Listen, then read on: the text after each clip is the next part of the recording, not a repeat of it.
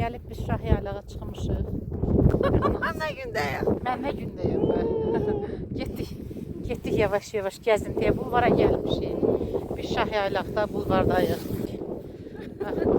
Cəmaət bulvara gəlibdi.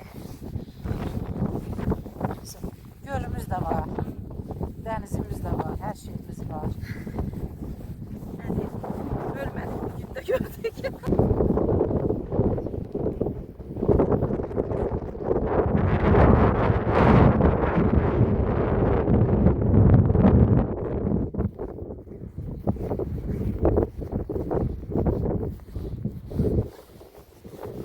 O işle geçmesi gördüm burada ben.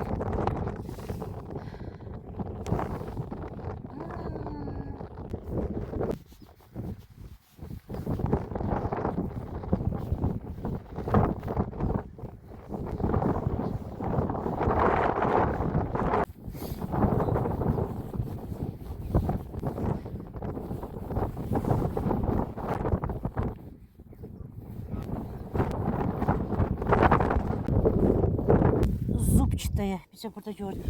Zubçta'ya prima.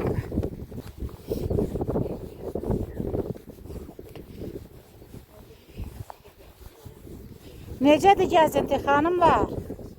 Razısınız? Getdik.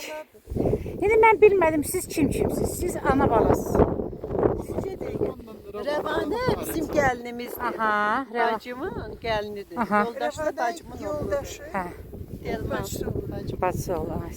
Mənim də Siz mama balasınız, siz də ana. Yox, yox. yox. Mən baldızım.